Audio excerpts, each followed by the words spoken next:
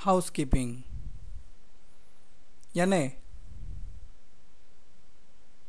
जो भी फाइल्स आपके फर्म के लिए यूज़फुल है उनको सही तरीके से ऑर्गेनाइज करके रखना, फोल्डर हायरार्की सही तरीके से बनाना, वर्जन कंट्रोल सिस्टम बनाना ताकि आपको समझ में आए ये फाइल कौन से वर्जन का है।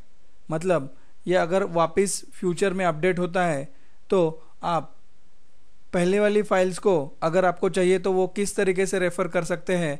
ये इसके लिए वर्जन कंट्रोल सिस्टम इम्प्लीमेंट करना इम्पोर्टेंट है। और टाइम टू टाइम आपका जो डेटा है उसका बैकअप लेना, ताकि अगर आपके मशीन को कुछ हो जाए तो आप जो बैकअप आपने लिया था उसकी सहायता से आप आपका काम वापस शुरू कर सके। इसे हाउसकीपिंग कहा जाता है। जब आप कोई फाइल्स सही तरीके से रखते हो तो आपको वो फाइल्स वापस अगर ढूंढनी है तो आपको ये बहुत आसान हो जाता है। मान लीजिए आपके दो फर्म्स हैं, एबीसी कंप्यूटर्स लिमिटेड और XYZ इन्फोटेक प्राइवेट लिमिटेड। ये दो फर्म्स हैं। उन दो फर्म्स के लिए आपके पास परचेज बिल की कुछ एक्सेल फाइल्स है, सेल्स बिल की कुछ फाइल्स है, पार्टी लेजर्स है, कस्टमर डिटेल्स है। वैसे ही XYZ इन्फोटेक प्राइवेट लिमिटेड की भी purchase bill, sales bill, party ledgers, customer details, ये कुछ फाइल्स है। मतलब ये फाइल्स आपको सही तरीके से कैसे रखनी है वो हम अभी देखने वाले हैं। वैसे ही कुछ कॉमन फाइल्स हैं, मतलब जो XYZ इन्फोटेक प्राइवेट लिमिटेड और ABC कंप्यूटर्स दोनों के लिए जो यूज़फुल है वो फाइल्स है, जैसे advertisement designs, festival offer designs, newspaper agent contact details, agreements वगैरह। ये कुछ फाइल्स है जो कॉमन है, मतलब जो ABC और XYZ दोनों में कॉमन है, ऐसी कुछ फाइल्स आपके पास हैं। अभी इन सबको अगर आप सही तरीके से रखते हो तो आपको समझ में आ जाएगा कि आप कैसे रखना है, ये आपको समझ में आए। जैसे कि मैंने एक ड्राइव लिया है एग्जाम्पल के लिए, जिसमें ABC कंप्यूटर्स लिमिटेड का एक फोल्डर बना है। वैसे ही XYZ इन्फोटेक प्राइवेट लिमिटेड का भी फोल्डर बना है और उसके अंदर परचेज बिल्स, ABC के अंदर ABC के purchase bills, sales bills, party ledgers, customer details वगैरह अलग अलग फोल्डर्स बनाए हैं जो ABC कंप्यूटर्स लिमिटेड इस फोल्डर के अंदर है। वैसे ही XYZ इन्फोटेक प्राइवेट लिमिटेड इस फोल्डर के अंदर उस कंपनी के purchase bills, sales bills, party ledgers, customer details है। और एक नया फोल्डर बनाया है कॉमन फाइल्स के लिए, जिसमें advertisement designs, festival offer designs, newspaper agent contact details और एग्रीमेंट्स। ऐसे कॉमन फाइल्स फोल्डर के अंदर ये अलग अलग फोल्डर्स है जिसके अंदर मेरे एक्चुअल फाइल्स इसके अंदर मैं रख सकता हूँ। अभी ये हो गया सिर्फ ऑर्गेनाइज स्ट्रक्चर। अभी हम वर्जन कंट्रोल कैसे इंप्लीमेंट करते हैं वो देखते हैं। मान लीजिए आपका फर्म का जो अकाउंटिंग है ये 2012-13 के लिए है, तो 11-12 के भी फाइल्स आपके पास रहेंगे, राइट? तो उनको भी आपको सही तरीके से स्टोर करके रखना पड़ेगा।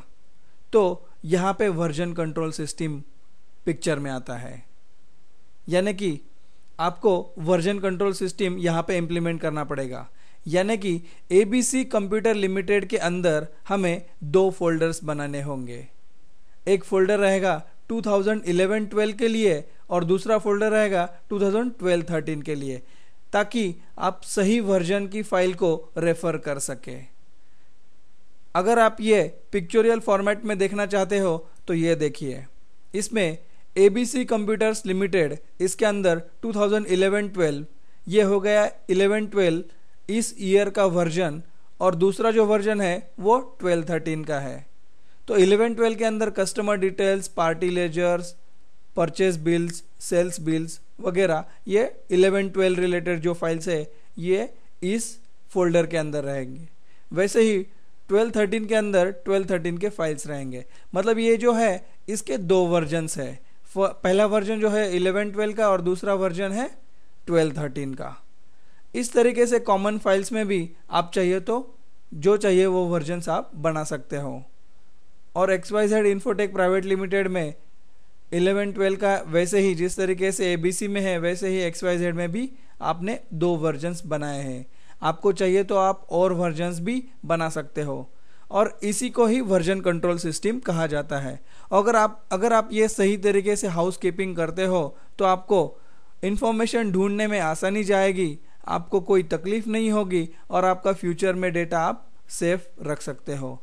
अगर आपको चाहिए तो ये आप हर 15 दिन बाद या फिर हर 1 महीने बाद या फिर कभी कभी अगर डेटा बहुत ज़्यादा है तो हर हफ्ते में ये फाइल्स या फिर ये जो पूरा आपका जो डेटा है वो आप किसी पेन ड्राइव में कॉपी करके रखिए और उस पर लेबलिंग कीजिए कि ये जो डेटा है ये मैंने इस डेट को बैकअप लिया है और वो वापस यूज़ मत कीजिए, ताकि आपको जब फ्यूचर में कभी आपको उस डेटा की ज़रूरत पड़ेगी तो आप वो आसानी से उस पेन ड्राइव से वो डेटा निकाल सकते हो। आपको वायरस का डर नहीं रहेगा, आपको कोई डेटा थेफ्ट का डर नहीं रहेगा, आप वो सही तरीके से अगर रखते हो तो।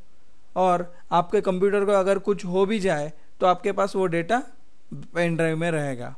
वैसे ही आप अगर आपको चाहिए तो आप सीडीज़ भी बना सकते हो, सीडीज़ डीवीडीज़ में भी आप बैकअप ले सकते हो।